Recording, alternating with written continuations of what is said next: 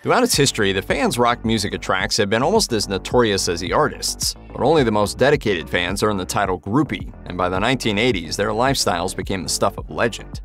Many groupies have spoken glowingly of their experiences backstage, though many artists had fairly different approaches to their relationships with their female fans. While Kiss singer Paul Stanley claimed to worship women during a 1988 Oprah interview, his bandmate Gene Simmons claimed to have gotten into rock mainly for access to women. Others haven't been quite so complimentary. In fact, some of the same women who fondly recall their groupie eras also admit that they routinely face misogyny. As Roxana Shirazi plainly put it in her memoir, The Last Living Slut, a female is not defined in terms of her humanity, but in terms of her sex life. These women, Shirazi argues, are treated poorly for wanting to have sexual encounters, while men are lauded for doing the same. That attitude permeated the world of rock and roll for a long time, and as Shirazi told the Muses podcast, the misogyny she encountered in the music scene beginning in the 1980s persists to this day. Their approaches towards women, it's really like, no, women have to have a specific designated role, but men have a different role. Phoebe Buell, who was most active as a groupie in the 1970s before moving on to a music career in the 1980s, spoke damningly of the pervasive misogyny applied to groupies in an interview with Stay Thirsty. She reflected, "I get really angry at these people who dismiss these girls as whores or groupies or crappy labels they want to throw at them. They were more than that." In many quarters, the image of the groupie is exceedingly shallow, based largely on the concept of women indulging in a variety of physical encounters and illicit substances. If that were always the case, however, we wouldn't have the stories of big-name groupies like Pamela Des Barres or the groupie phenomenon at all. If the life of a groupie was marked by as much superficial interaction as some generalizations would lead you to believe, the community would not have been so active for so long. While no one can rightfully speak for all groupies, who did often have to navigate misogynistic environments and people who routinely dismiss them as shallow hangers on, sometimes the experience provided real benefit. A 2014 study published in Sexuality and Culture found that groupies in the 1980s metal subculture reported plenty of sexual encounters and instances of drug usage, but also found community and artistic fulfillment in their encounters. Moreover, those who were included in the study reported having fairly normal middle-class lives, and looked back on their admittedly risky behavior as youths with affection. That sentiment was echoed in an early 90s interview with Connie Hamzy, who was also known as Sweet Sweet Connie after a call-out in a Grand Funk Railroad song partially written about her. Speaking to Joan Rivers for the comedian's NBC talk show, Hamzy denied having shallow, sex-only relationships with musicians and crew members in past years. They're my dearest friends. They're basically my family. By the 1980s, the figure of the groupie was well established, but consent certainly wasn't the topic of conversation it is today. Some situations to many people were clear-cut problems, such as when underage teen girls entered the groupie realm and began performing very adult acts with very adult men. Lori Maddox, a teenage groupie in the 1970s, now has complicated feelings about her time with rock musicians, telling The Guardian, "I wouldn't want this for anybody's daughter." Meanwhile, Roxana Shirazi told The Guardian that, while she felt she was in control of her sexuality, the power dynamic between musicians and groupies was always slanted in favor of the artists. For the wildly popular 1980s band Motley Crue, groupie consent was seemingly taken for granted. In the book The Heroin Diaries: A Year in the Life of a Shattered Rock Star, Jason Bryce, who briefly traveled with the band as a photographer's assistant, recalled one 1987 incident in which bassist Nikki Sixx told a groupie she had to perform a sexual favor for the then 16-year-old Bryce in order to hang with the band. She did, but it's doubtful she was there to make a connection with an unknown teen. Sixx has also claimed to have sexually assaulted a woman who was so intoxicated she couldn't give consent, implicating Motley Crue drummer Tommy Lee in the same incident. Yet Sixx has also insisted to Rolling Stone that all of Motley Crue's encounters with groupies were consensual.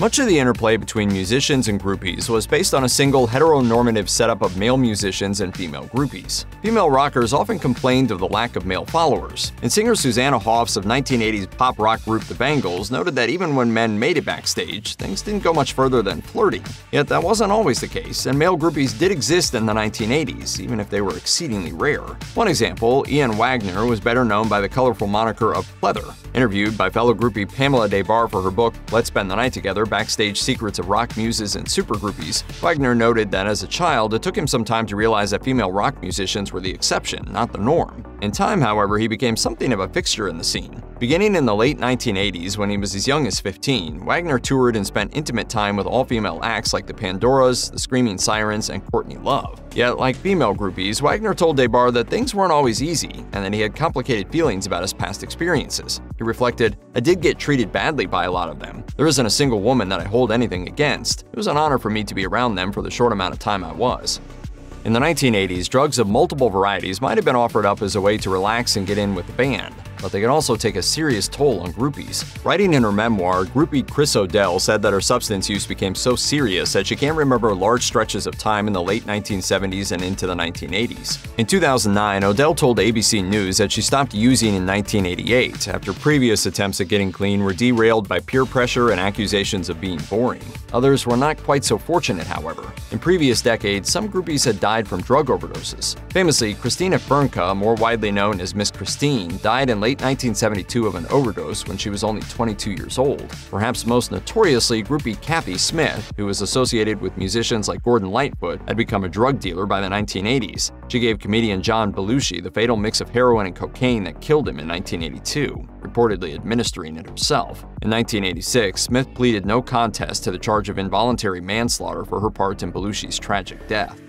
By the early 1980s, it was clear that a new and deadly disease was circulating worldwide. Initially, many assumed that the disease, which seemed to attack a person's immune system and open them up to any number of infections, was limited only to members of the LGBTQ community. Yet, as the 1980s wore on, it became increasingly difficult to deny that HIV and AIDS represented a serious health problem for everyone, though harmful misconceptions and stereotypes about who got HIV/AIDS and how they contracted the virus spread for decades. By the mid-1980s, many understood that the virus was passed through sexual activity and shared needle use, yet it wasn't always clear that rockers and groupies were worried about infection. Even in 1988, Gene Simmons admitted to Oprah that he had connected with upwards of 2,000 women.